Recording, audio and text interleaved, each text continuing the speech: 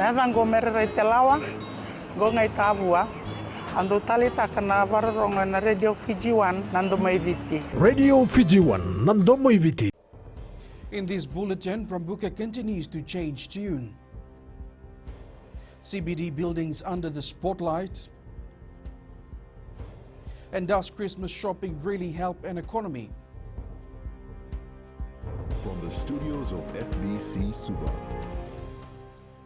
The man referred to as only being consistent in his inconsistencies has been at it once again. Since last week, the ousted SODELPA leader Sitiveni Rambuka has started to once again live up to his moniker from the 1990s when he was constantly caught contradicting his own statements. The last few days have been no different, with several typical contradictory statements by Rambuka, leaving his supporters and detractors within SODELPA confused about his exact position and reaction to his embarrassing rejection by his own party.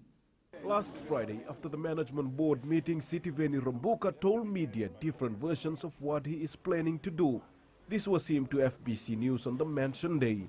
The people who stand with me may want to form a new party and continue to champion the philosophies I stand with.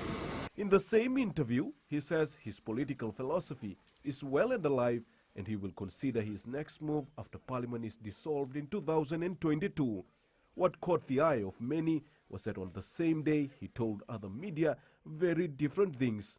Rambuka telling CFL that he will not form a new party and stick it out with SODELPA for the next election. The next day during the SODELPA AGM and speaking to media, Rambuka once again changing his tune.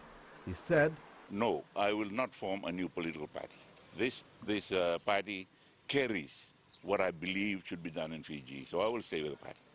And on his social media page, Rambuka said he was not ready to abandon ship. The confusion keeps going. Most are now anticipating what Rambuka will say next. It will come as no surprise if it is another change in tune. Apinisongardobu, FBC News. The local government ministry is looking at introducing heavy penalties for those commercial building owners who are not carrying out timely maintenance on their properties. Minister Pramila Kumar says the deteriorating state of some buildings in towns and cities, sitting among some of the shiny new structures, are becoming an eyesore. More than a year ago, the Minister for Economy had highlighted the same issue. However, nothing seems to have changed since then.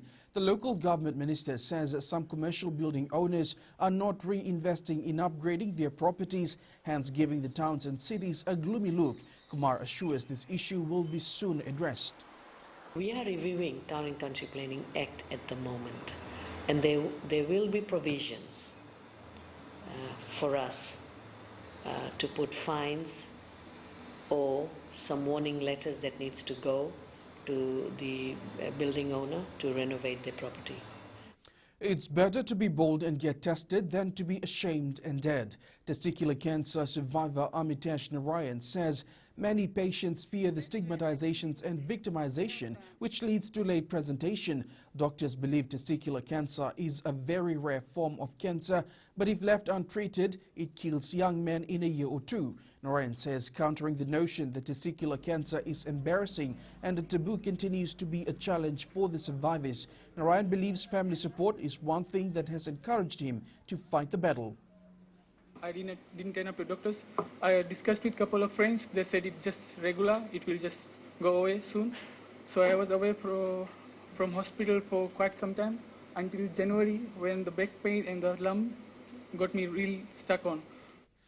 The Shangri-La's Fijian Resort Beach Beats and Eats event was a success over the weekend as hundreds of locals took advantage of the special package. Resident manager Chris Hamilton says this was their 5th event and it was fully booked out.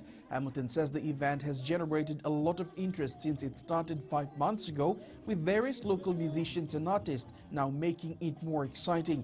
He adds the event aims to give Fijians a sense of normalcy in this difficult time. We wanted to feel normal in a time that was far from normal, and we put some creative minds together with the team from VO and Inside Out, and we came up with this event, and we thought, look, even if nobody shows up, at least we're out doing what we love doing what we're passionate about.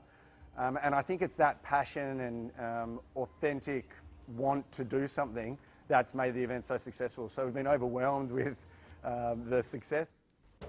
Up ahead, FMF is official sponsor of Sukuna Bowl, and Tamavua Celtics out to restore lost honor.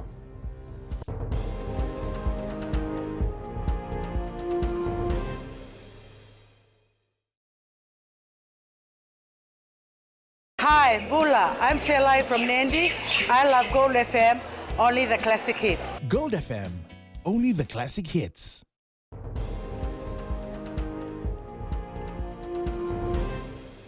FMF Foods Limited is now the official sponsor of the Ratu Sukuna Bowl. FMF put pen to paper after signing a memorandum of understanding with the Royal Fiji Military Forces and the Fiji Police Force yesterday to sponsor the tournament for the next 3 years. Our FMF Commander Rear Admiral Viliamino Poto says the sponsorship is timely given the current circumstances brought about by the pandemic. Now Poto says this will also help with the RFMF initiative to help assist children affected financially by COVID-19. So thankful to FMF for coming on board this year. I know it is for 3 years. Certainly the sponsorship will allow us to free up a little bit more of whatever gate takings we get and channel it towards the kids that, and keep their dreams and hopes alive.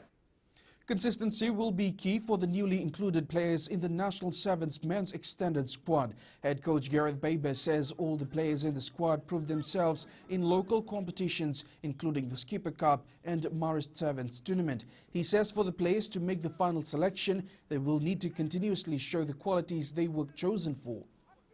Those players that show the greatest consistency and a point of difference, be it physicality or be it their tackle ability or their ability above the ball. To do that 80 minutes week after week after week, that gives you some indication of what you would be looking for them to be a good sevens player. One of the oldest boxing clubs in the Central Division, the Nakasi Boxing, is back in business. The recently revived club is ready to take the ring and compete in Fiji's amateur boxing tournaments. Club President Jeremiah Mbonimasi is impressed with the increasing number of young kids that have shown interest in joining the club. We are very fortunate that for this season, the young kids are also involved. And we've got most of our young boys and also who are in primary school and also in secondary school. One of the oldest members of the Suva Volleyball Association, the Tamavua Celtics, aims to revamp its club. The club was once a champion side in the past years, producing some of the best national volleyball players. In an effort to put the club where it once was, Secretary Alipati Tumberi says they have decided to join the Suva Volleyball Weekly League to give their young players the much-needed exposure. There's a lot of challenges, especially when there's a bunch of new young boys coming into the team. In the past, the Tamavua Celtics team has produced a number of national reps, the likes of Chichiwa, Sepetsi, and now we are trying to revive Celtics volleyball again.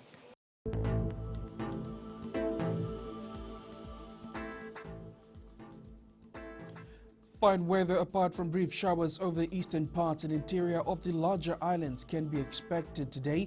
Elsewhere, fine apart from possible afternoon or evening showers. And if you're going out to sea, keep in mind of the moderate southeasterly winds and moderate seas can be expected as well. And that is your FBC Morning News. Join us again at 1 p.m. and 7 p.m. for our major bulletin. And remember, in times of crisis, you need factual news that you can trust. Stop believing fake news about the COVID-19 on social media. Fight misinformation by getting only the facts about coronavirus from verified news sources like FBC's TV, radio, and digital media news by simply logging on to our website at fbcnews.com.fj, keeping Fijians connected with the truth.